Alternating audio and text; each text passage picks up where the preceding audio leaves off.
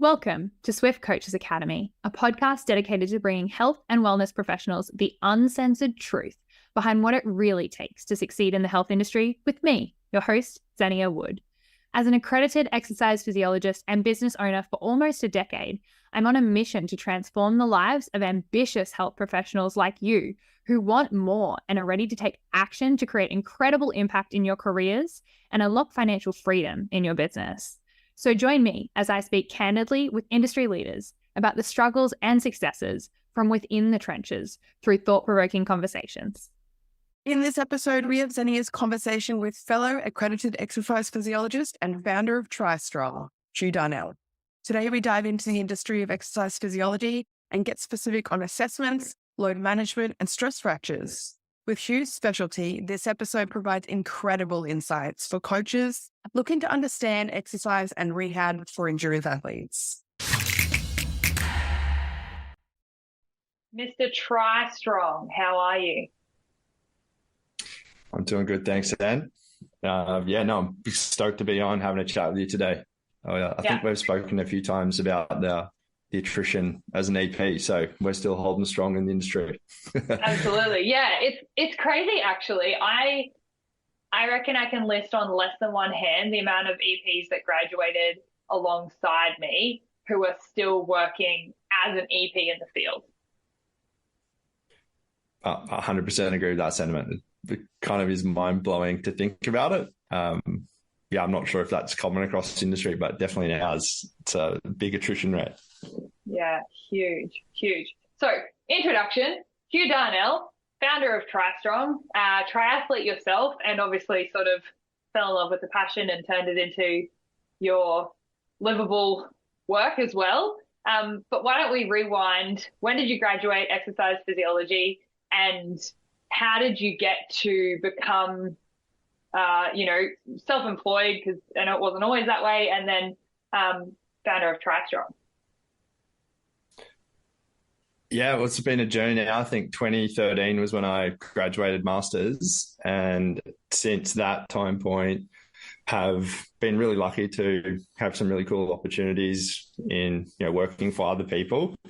But I guess the journey starts before there, and like why you get into that field in the first place. And for me, along with a lot of people, probably an athlete that wanted to be an athlete, wasn't quite good enough, had a few injuries, and spent time in physio offices, got surgery, all these things that potentially were poorly managed, and maybe had what was somewhat of an athletic career cut short just because I couldn't keep going with the wear and tear on the body at that age. So fell in love with the process of geeking out on how I could manage some of this stuff myself, and I've always been pretty passionate about helping things, people, and I think that's aligned, my love for sport and wanting to just help other people, and kind of a desire to do that in a population group that is a bit more performance orientated was what drove me to become an EP in the first place.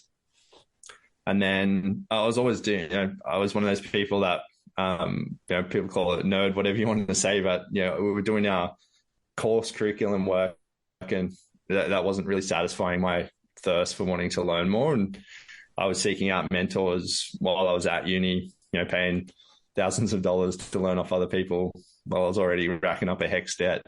Guys like Keegan Smith were early on who kind of helped me from, I grew up in Northern New South Wales, so I already got like a bit of an alternative way of thinking about health, but like that holistic way of looking at athletic performance as well kind of shaped how I viewed the system of systems from an early kind of trajectory into my AP career.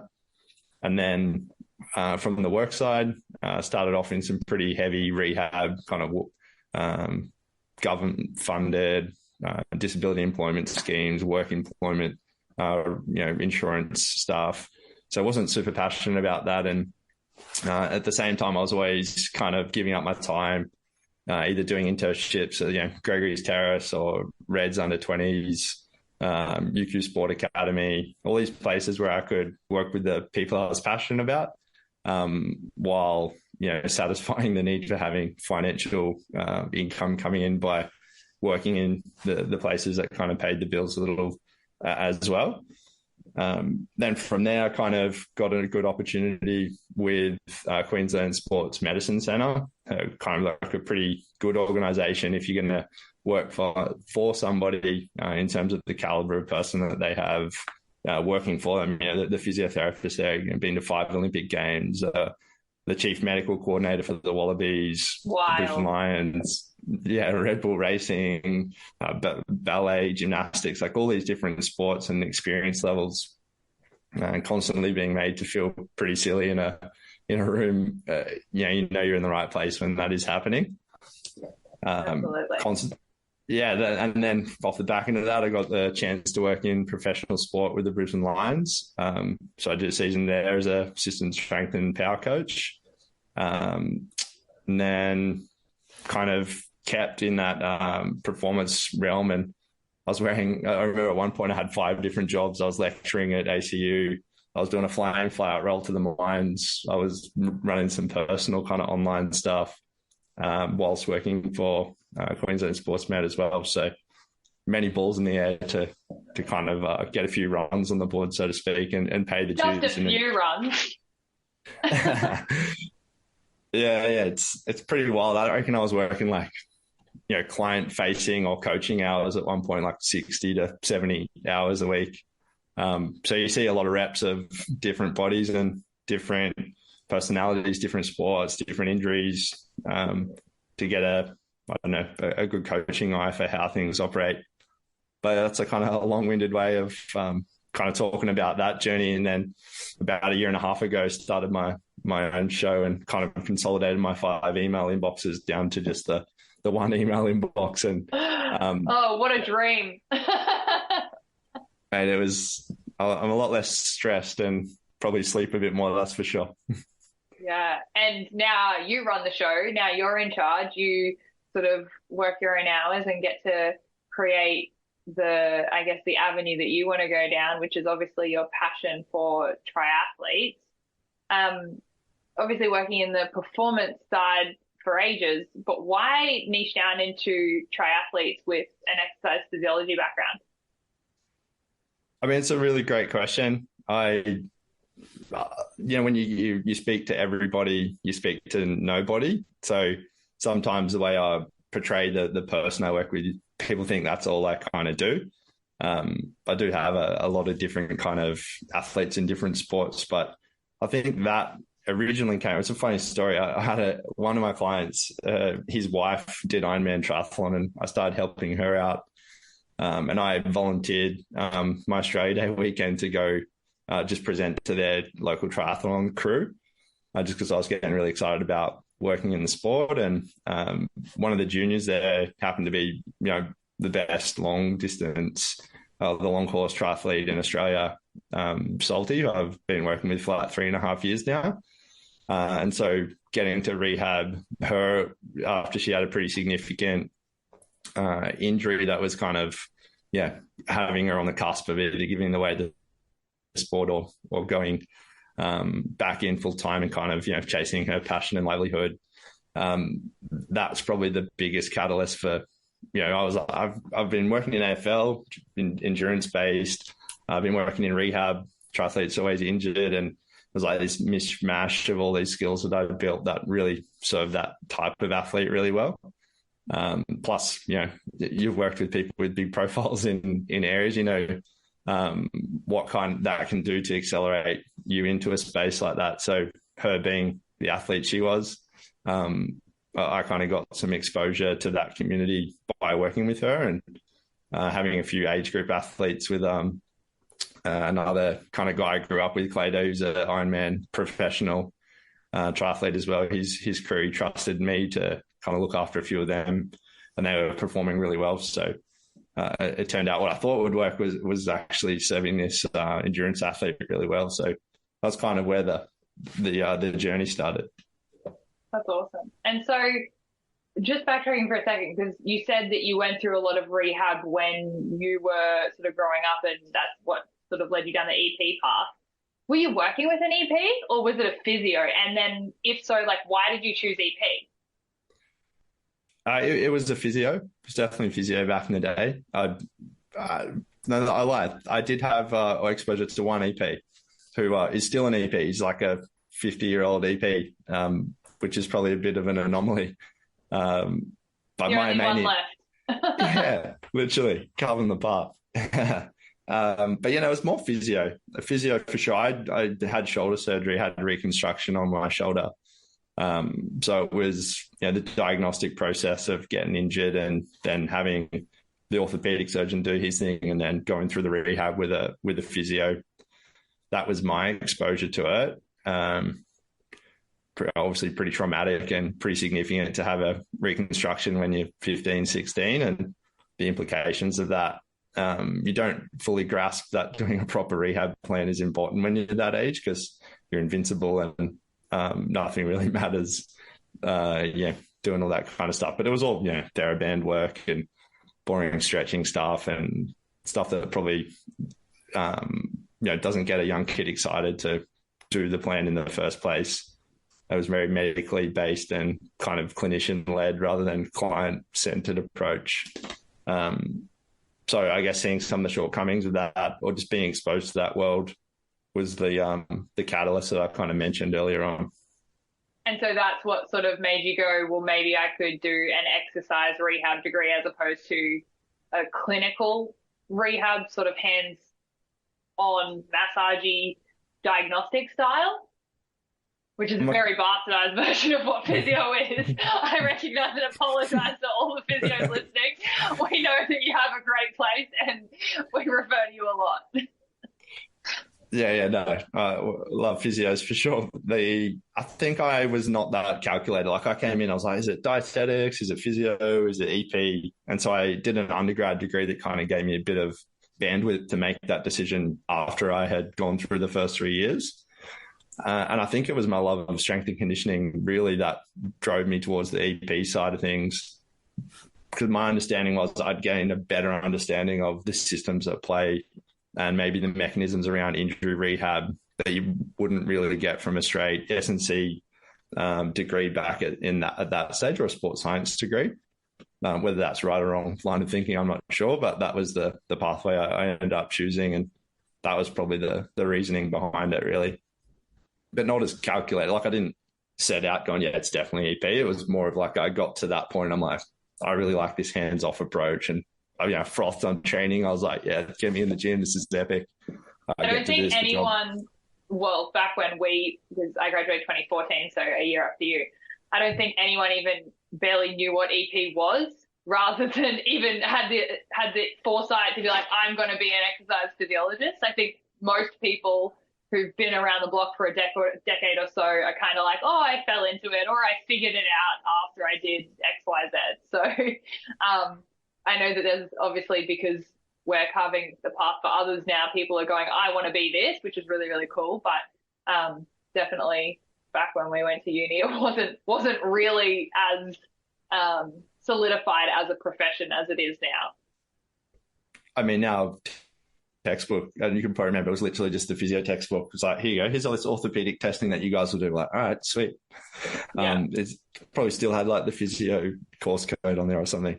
They're like, you just don't have the legal capabilities to diagnose, but here's the test that they use. You're like, okay, sure.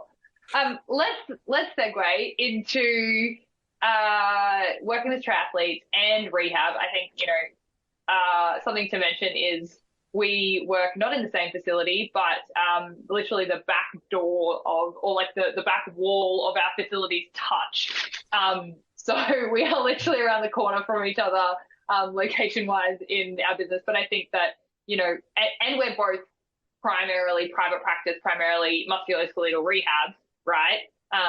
But I think that we both sort of have our own distinct niches or sub-niches within that, you being triathletes and sort of doing some lactate threshold testing and stuff like that with your guys, and us working more in that wellness sector or that slightly more chronic musculoskeletal injury conditions. So little side note, but that's kind of cool that we work literally like almost like door to door. But definitely space for everyone. And obviously we're here because we don't feel like there's really competition. There's more than enough injured people to go around. But why don't we talk about, in terms of the injury side of things, you working with athletes in particular and endurance athletes, what are your most common injuries that you see or that you work with? Yeah, another great question. I think it's, you want to always come into a sport, feeling really well armed and knowing what the exact demands of the sport are, so you can reverse engineer any injured athlete. So I always come at it from that angle first, like what makes a successful athlete in the sport successful and not injured. And if you think about the demands of really what is 3 sports combined into one, it's swimming, it's cycling, and it's running. It's called triathlon, but it's 3 different things. And you think of the nature of it. Obviously, there's short course versus long course, and for those who maybe aren't aware of what the differences are, like if you're doing an Ironman triathlon, it's a 4K swim, 180K bike ride, and a 42K run, versus like a sprint distance would be 750 meter swim, 20K bike ride, and a 5K run. Olympics, double that, and then half Ironman, you double the Olympic distance. So it's an endurance sport. Like it goes for up to 8 hours or longer, depending on who you are.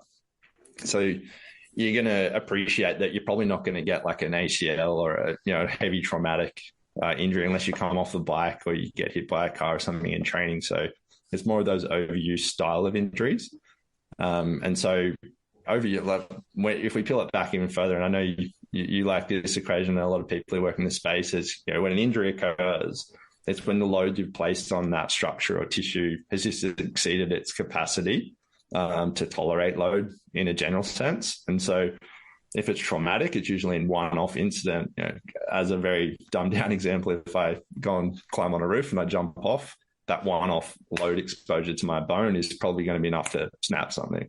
Versus if I run and I run and I run and I run and I'm not accumulated to that amount of training volume or load, those little micro stresses or loads you're putting on the body can accumulate to the point where it just exceeds overload, but more from micro load doses rather than just this one-off heavy load dose. And so, it's the overuse stuff. So bone stress injury, tendinopathy, the main stuff. But then where that comes from is another question. Bursitis would be another really common one. But they're the main real injuries that we're looking at for the endurance sport space.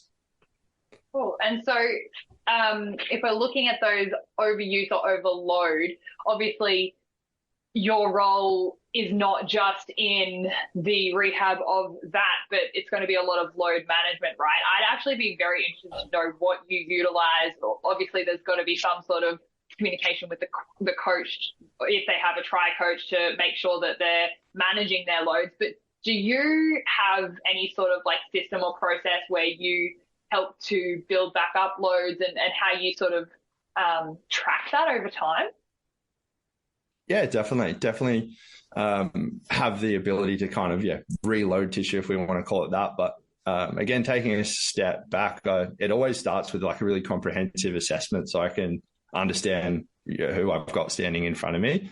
And so that comes down to previous injury history, a lot of subjective stuff, just so I can kind of build my hypothesis of what I feel like's going on. And it's not always just, your weak glutes or something that's why you got injured.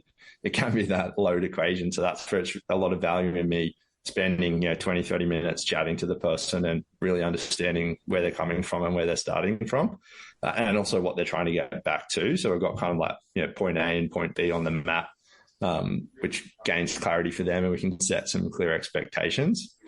Then when I've painted that picture, then I go, okay, this is what I feel like the structures are at play. What are some good objective tests that we can start to run through so I can go, is this a movement skill acquisition / stability / movement control issue? Is it a heavy strength imbalance issue? Is it a mobility restriction? Is it a strength endurance? And so we can start to run people through this screening test, so we can just look at opportunities, because unlike a team sport where you have external constraints to deal with, you know what the distance is on the day. You know how far you're running, how far you're swimming. You know kind of generally what speed you're doing. So you really know what you have to prepare for. And so I can go, okay, the sport looks like this. Let's do these tests and just go, you stack up well in these areas. Here are some opportunities that we could work on to build a more robust, resilient athlete that's going to meet the demands of the sport.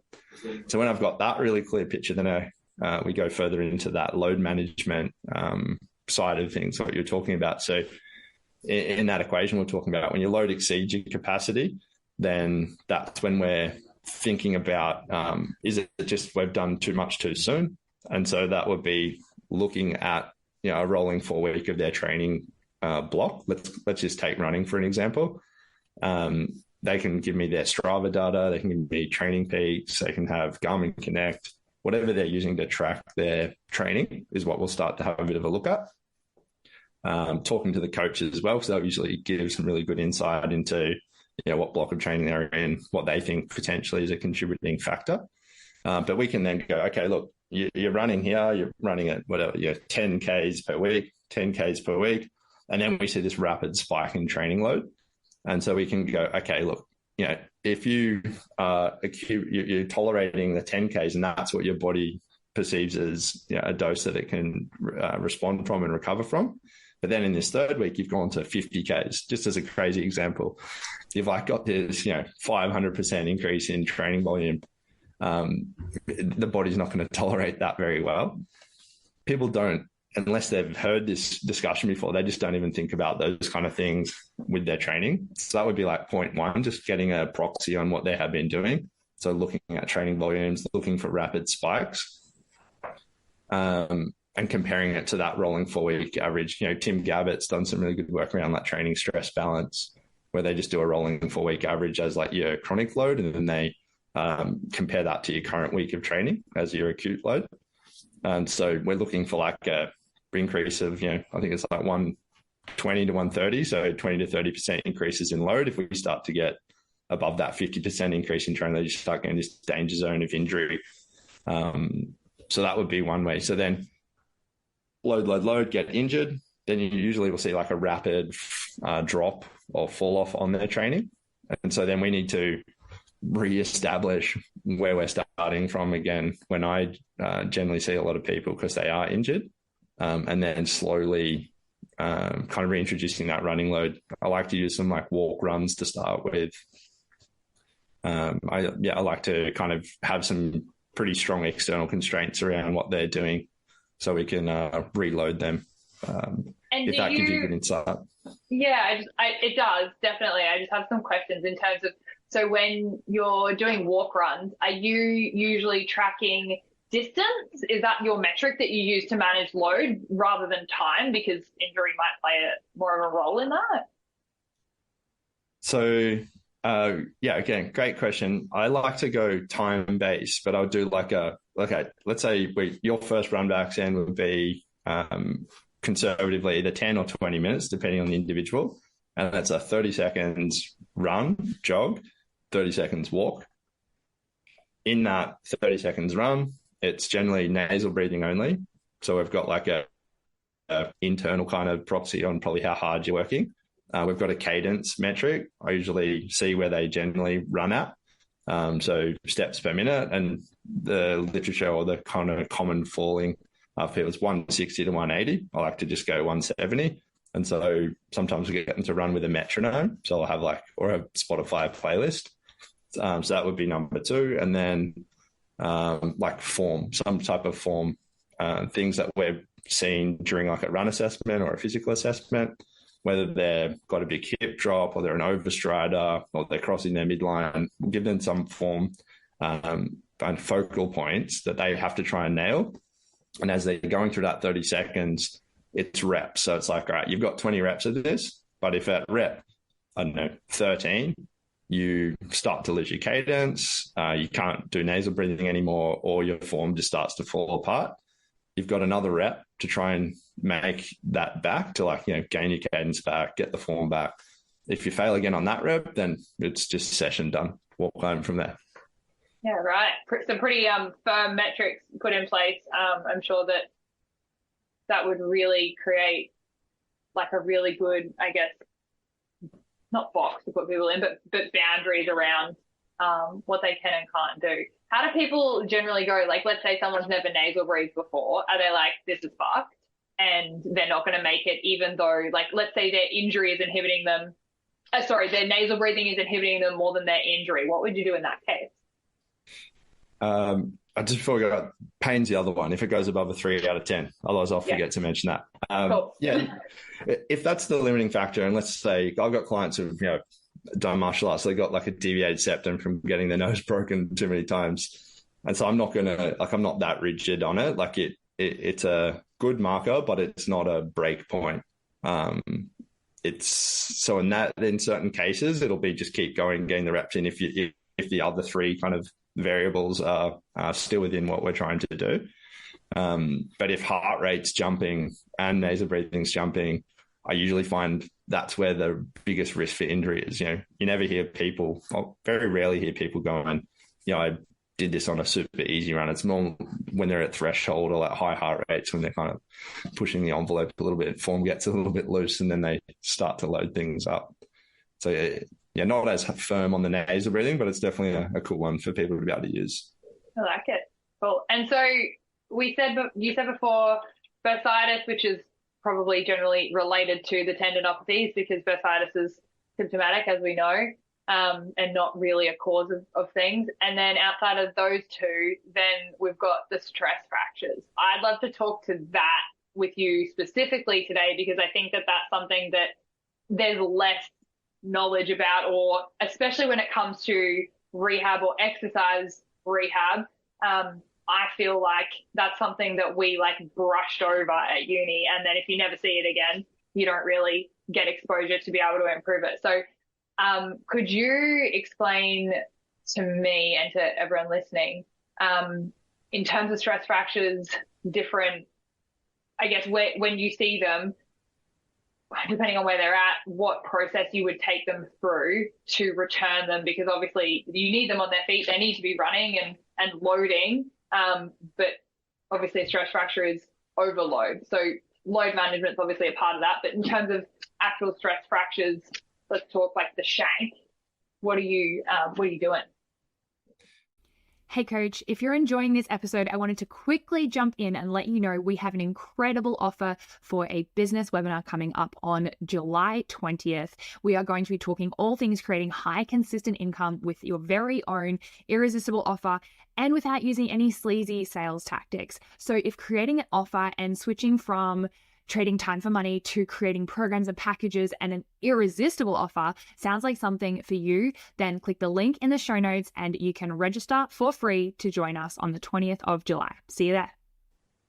Yeah, this is when it falls on that continuum of, is it reaction or is it fully fractured as well? Because that's a really clear and, valuable distinguishing factor on how far gone they are.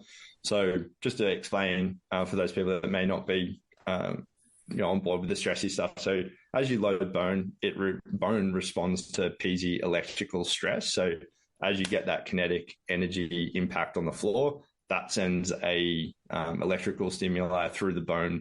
That old or maturing bone comes through and they're like, oh, he wants me to lay down more bone here. So as you can appreciate, if there's a stress or a stimulus, and you have the right environment, it's going to start to lay more bone down as a positive reaction to that. If you exceed its capacity to do that, it can start to break. Or the other option here is if you don't have the right nutritional environment. So red S is like a really big risk factor for bone stress injuries. And so that's, relative energy deficit syndrome. So not eating enough and not having the building blocks to, when the bone goes, okay, we need to load more down, they're like, actually, we don't actually have any building blocks. I don't know what you want me to lay down here. And so you're going to get a net negative response in bone as opposed to net positive. So that's super important. Vitamin D, vitamin K, collagen, enough protein, enough energy. All these things are super important factors for bone health. And if you don't have them, then you're robbing Peter to pay Paul, so to speak. Like you that's a super important factor. And often the person that will see that in, it's probably more prevalent in the female athlete who is a little more susceptible to the red S style of injury. So if we've got them consulted with a sports doc, a dietitian, and they're kind of getting that stuff under control, that's a massive tick. Then it's getting a good scan on the bone to know whether it is a reaction or whether it's a full fracture and how much of a fracture is there, because then that'll give a timeline on how long they need to be off it for the bone to heal.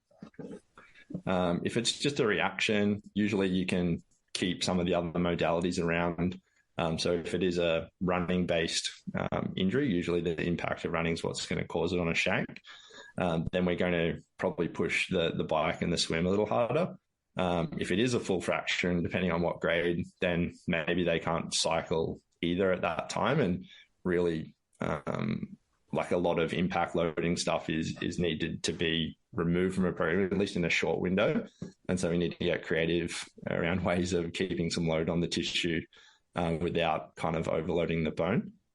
But just from like a categorizing and things that are important, they would be like the first few things that we start to think about. If you take a step back and go, what is bone in essence? It's a pretty passive structure. Like it can't control your movement. So if we've got an issue in bone, I usually take a step back and look at the active restraints around that. So passive restraint, bone, meniscus, ligament, stuff that doesn't really control movement. If you've got an issue there, assess the active restraints around that. So if we're looking at, a femoral neck stressy, then we want to start to look at hip control. We want to start to look at glute function, hip adduction strength ratios. We want to look at that lateral core and ability to maintain a neutral pelvis as they strike the ground. We want to assess that full kinetic run chain, look at calf strength, what their foot control's like, what their strength, quad to hamstring stuff is. There's a bit that goes into it, but in essence, if you understand the mechanics of running, it's just a whole heap of single leg stances done one after another. And when you break it down to that simplistic nature of looking at movement, you can then start to assess the different links on the chain and then, either check it as they're doing pretty well here, or maybe circle it as this will form part of the program or the rehab plan that we give to that athlete. And so with that rehab plan, obviously there's a combination of you giving advice on their actual sport-specific load management, but then what are you doing with them in a gym-based setting, if anything? It really goes back to what I was just talking about in terms of, if I've assessed them and I've seen that their hip control is not great, let's work from the ground up. I always assess people's feet. And so I think that's the foundation for at least two of their sports that they're doing. It's either cycling, which is power through a pedal, or running, which is foot contact on the ground. And so if your foot can't maintain some type of semblance of a foot structure as you strike the ground, you're going to dissipate force, and then the structures above it are going to have a harder time to stabilize. So I always start there and look at foot function. If that's not good, I will give them stuff to work on foot function, especially if it's upper shank work, because often you can get footwork done without impacting loading upstream as heavily as well. Then I'll move to the calf. So I'll look at, can they hit calf reps for strength endurance kind of numbers, so 30 plus, depending on what distance they want to run. If they're really good at like a straight leg, and I think they're still probably weaseling their way through it or compensating the test, I'll look at a bent knee calf raise for reps as well. If they're really good there, and I think that maybe it's speed work that's falling down, then I'll look at like either force decks or a dyno test, and I'll do like a max strength bent knee and straight leg to look at what their max strength ability to produce isometric strength is. And then I'll compare that to body weight and kind of see if it's an endurance thing or a max strength issue. Then we go upstream. I look at hamstring on a dyno. I look at the hamstring endurance as well. So again, both ends of the spectrum. And then I'm looking at hip adduction strength, adduction strength, seeing if it's a max strength or an endurance thing. And then lateral core really heavily impacts that ability. So once I've assessed all that, now I go, okay, what does my program start to look like? their foot control is not great. Okay, so let's give them a foot conditioning circuit. If we want to chat more about that, we can, but then it'll be, okay, their tibialis strength or, straight leg calf strength were the limiters. So let's give them a circuit of flipping between tibialis anterior work, and then some calf work, tibialis anterior work, calf work, so we can get a bit of volume into that muscle group. Generally, if they're poor at their control work, I'll give them a lot of isometric holds, so we don't have a lot of movement that they have to contend with. So, a split squat hold, or like the extension into a ball hold, some hamstring bridging work, and then coming upstream into the hip, kind of side plank work. And then early stages, it's more isometric, less movement dominant. And then as they start to progress along, their movement control is getting a lot better. I'll progress into more range of motion and start to add a bit more load to the equation through external means, adding a dumbbell or a barbell to the mix. And so you sort of mentioned that you usually do it in a circuit. Is that because endurance is typically the first thing that you want them to build as their foundation before they build strength on top of that? Because that's, I guess, how we typically, for people who are not solid in their movement competencies, we want them to be doing like more reps and getting reps in before we start to load it. Is that sort of similar to how you approach it? Yeah, 100% agree with your line of thinking there. Definitely, like if it's strength, endurance, strength, and then power, kind of like a longer continuum. Yeah, beautiful. And then, so another thing and I know other people would be interested in too, is you do some lactate threshold testing, which realistically is barely done outside of your lab work at uni. How have you managed to sort of make that happen for the private practice community? When I run those, I am generally going, like I take my athlete to a different facility that would have the right equipment to do that. And so, as you can appreciate, some of that testing equipment's pretty expensive. So there's only a few spots that would do it, usually universities, because they got big budgets to spend on research stuff. There's a guy I work with down at the coast, Brad Beer, who's a physio for the Triathlon Australia. He's a really solid practitioner. He has the ability to do some VO2 max testing and some blood lactate analysis in his clinic. Wow.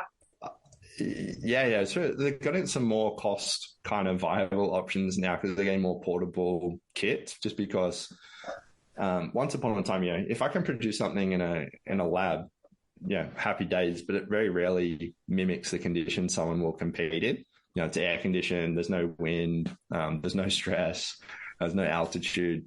And so a lot of these guys are realizing that the environment you perform in is so important to how you prepare as an athlete that they want to get some really good real-time data in the exact environment they're about to race in.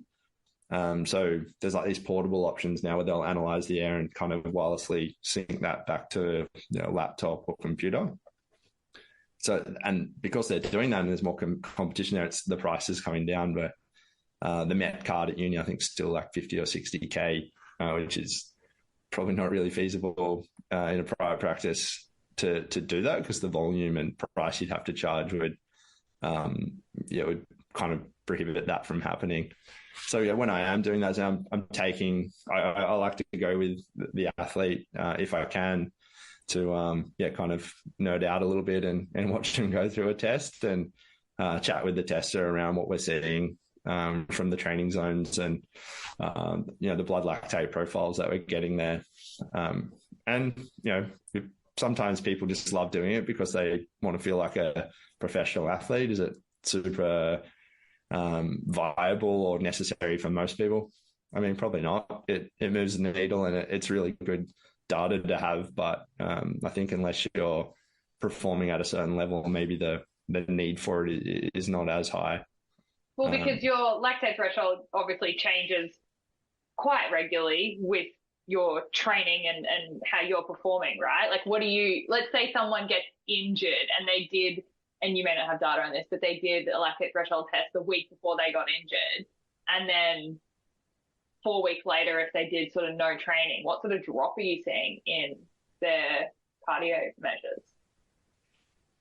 I mean, it's a great question that I wouldn't have the answer for, to be honest, because, doing a maximal test like that, on someone who's injured would be probably pretty hard to reproduce. And, I honestly don't know. They say 2 weeks to start to see a drop in enzyme.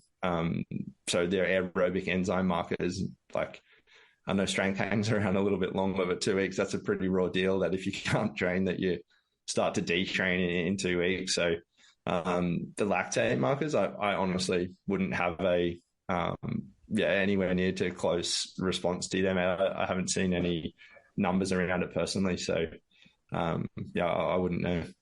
It'd be interesting to see how long it would take someone to get, even if you didn't test them until 12 weeks post, to see how long it would take someone to get back to their original marker from that. Food for thought. I think that they generally say whatever time you take out of your sport, double it when you get back to be back. So if you're 4 out, it's generally, once you start training, it'd be 8 weeks until you're somewhere near, back to your kind of previous fitness levels. Yeah, which is a pretty bloody good reason to not get injured in your sport by that data. Absolutely. I mean, if you can pick some of the injuries that you would get, like some of them mean that you can still do the other two disciplines. And so there's pretty, like high profile athletes who have had a stress reaction close to a big race and taken a lot of their run volume out and just like gone berserk on the bike. And still at race day, just like had this, they've won the race. Just because it's so aerobic, you can still keep those adaptations like in your central and periphery, really. Maybe not the specificity of the motor pattern, but you can really keep some of that aerobic fitness super high through the other two modes of training. It's there's so much into tries that you don't think about, and then the side that no one likes to do as a triathlete is the strength training stuff. So how do you sort of navigate getting them into the gym? And I guess this is your time to shine in terms of pitching strength training for triathletes who are not on board yet because of the injury risk, but also the benefits. What do you think is the biggest risk and benefit of doing some sort of strength training for endurance-based athletes? This is the conversation I have many times a week.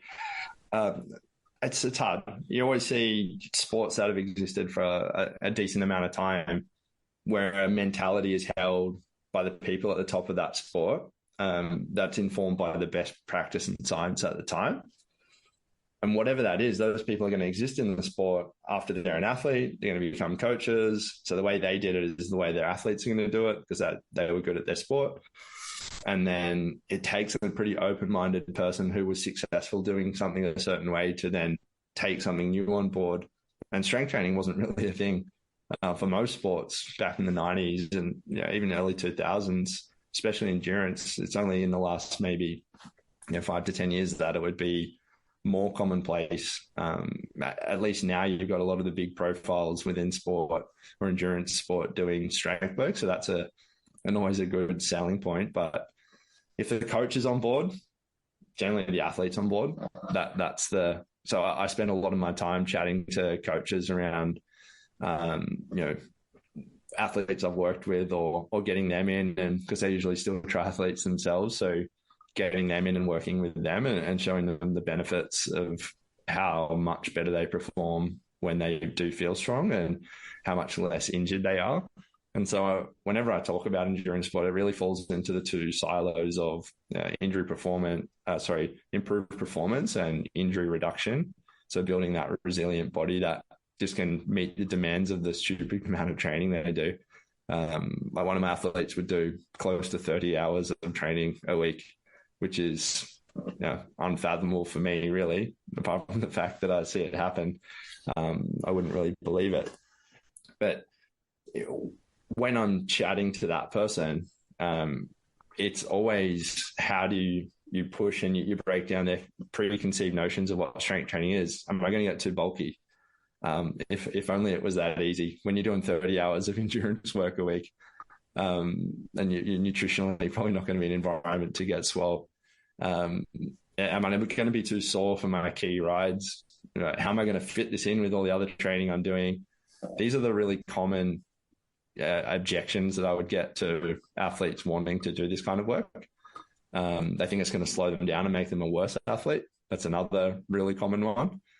And I think sometimes it's based with like really good reasoning because they've worked with people in the past who have just obliterated them and smashed into pieces to the point where they can't get off the toilet the next day or have actually injured themselves from weight. So explaining that, that's not what we're trying to do. It's skill acquisition and making you better at your sport and fitting it around your current busy schedule to try and get the best outcome we're after. And I always just use examples of people I've worked with and let that anecdote or story kind of convey the message. And I work with plenty of people. I talk about the professional athletes that I help, but I've got age groupers. I recently had a girl who's had a transplant, organ transplant, compared at the transplant games. So obviously what she's doing is, training wise or times wise is not the same as the athletes who are professionals and, training that the insane amounts are doing, but the human body's a human body, right? It still adapts to the training stress that we'll put on it. And so she's a mum, she's had an organ transplant and she's training for the 3 sports. And, she reached out to me to see if I could help her with the strength stuff. And now she's, consistency. She hasn't been injured since then. Her times are getting faster. Her technique's improving. She's still doing the same amount of training or more now because she's not having time off because she's injured. But stories like that, and then they can be an advocate for it. And, like Salty, the pro I was talking about before, she had a pretty significant injury and was at the point where she was like, do I stop being a triathlete? Do I keep going? And through the process of actually having what I would claim as a really intelligent, smart way of approaching athletic preparation with a really holistic approach around breathing, recovery, strength, skill acquisition, movement control. We get it back to being the best in Australia and being one of the top athletes in the world. So they're the examples that I like to use when people have objections because this shit works. When you get to work with that many people, I like to say you get to make mistakes, but you just see what doesn't work as well. And so I won't put a big leg session before someone's key run of the week, or I won't put I'll set the expectation around this is where we're trying to build early in the season, so expect to be a little bit more sore. But when we get in season, it's a maintenance dose of strength. You're not going to get swole. I've been trying for 20 years and it's still not happening. So I think you're pretty safe. I say that to our clients too, who are afraid of getting jacked. And I'm like, look, if it was that easy, I would have done it by now. And if you're not afraid of the size that I am, which is muscular but not huge, then I've been trying for a decade and lifting weights a lot more frequently and at higher intensities. So, there's so much. It's like, the thing is, if you just get too big, you take your foot off the gas. Like, it's just like driving a car too fast. You don't go, I can't drive cars anymore. You just like take your foot off a little bit and then you're back to where you wanted to be. So, such a little bit of a rant, a tangent, but a rant that I think is worthy of having, should we still need to have that conversation. Huw, what I like to finish with on our podcast is an actionable take home for our coaches listening. If they are, let's say, working with an endurance athlete, do you have maybe like 1 or 2 key things that you suggest that they start to introduce or look at, if they're not already doing, with their endurance athletes? 1 or 2. I can only tick one or two. Yeah, we don't have all day. We'll have to get you back for another pod episode, but your top one or two for now. I mean, I'll go with two that I find, because a lot of, in my opinion, the people I work with, I hire them and I hold them in high esteem, and I feel like they're doing good stuff within the actual program itself. But it would be, if you were like let's say you're an EP or an exercise rehab coach, and you're working with some of these clients, or maybe you're new to this. What do you think that they should be focusing on with their clients? I would, so just get really aware of the adaptations that move the needle for performance in endurance sport. So I can, I don't know if you have show notes on this, but there's a good lit review by Ronstad, 2011, that is pretty much, he talks around all the proposed mechanisms and then literature around what is actually beneficial for performance in endurance sport. And so I would read that paper. That's a cheater's way of saying many things. But I guess the biggest performance benefit for endurance sport is neuromuscular efficiency, which is they need to lift heavy stuff. They already do so many reps in their sport. To go into the gym and try and reproduce their sport with higher repetition work, kind of contrary to what we're saying in the rehab space. But if we're talking about performance, if you go in there and just do 30, 40, 50 reps of things, we're not going to get the intensity or stimulus that we need to get a more efficient neuromuscular system in terms of producing total force. And the analogy I always like to give people is if we can go, if an effort on a cycle is, let's say it's 10 kgs worth of force, maximally we can produce, 50 kgs of force. That's our top end strength. If we spend a bit of time improving that top end strength up to 100 kilos, we've now doubled. And that 10 kgs, instead of being 20% of what we can produce, is now 10% of what we can produce. So every time we do an effort, it's much less demanding on the system as a whole. So that neuromuscular efficiency done through heavy strength training and kind of, plyometric drills where we're getting a lot of force, that would be like one thing to do. Caveat, make sure that they can control their own body first. Don't just throw them into plyos. Yeah. So heavy strength, plyometrics, read the literature review. You're going to add one more, aren't you? I'm going to add one more. The other one is breathing, and something that I have gone down a bit of a rabbit hole with maybe over the last, 4 to 5 years. And it's, for me, what is the main thing you need to do well in an aerobic endurance sport? It's breathing, right? Yeah. The amount of athletes that I work with that have never even thought about breathing in a sport that is, how well you can breathe. It's pretty much all of them, to be fair. And, there's a handful of outliers, obviously. But learning about breathing and the impact it can have on the three systems. So your physiology, how we exchange air, how carbs and fats are being used, how it modulates heart rate response. That's one of the kind of things. Our psychology, you're freaking out, you're stressed on the race, or you're in a situation where you don't want to be in the race, or even post-training, being able to calm your central nervous system back down by controlling your breathing.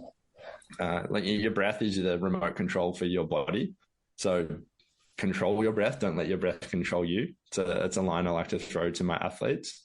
And then your biomechanics. So it's got, as I inhale, I get a global extension, external rotation, movement throughout my whole body, which, super important for hitting catch positions or getting the right amount of air in, or exhale, global flexion, internal rotation, movement within the body. So I can start to affect, position, posture, and how we're going to perform off the back end of that. And so breathing, that's something that I would dive into and kind of look at how it could impact performance, recovery, and health of your athlete. Amazing. I'm going to summarize that. So we said the literature review, we will add that to the show notes. So if you can send that to me. The heavy loads as long as they've already got good movement competencies and plyos, and looking into their breathing. Yes, spot on.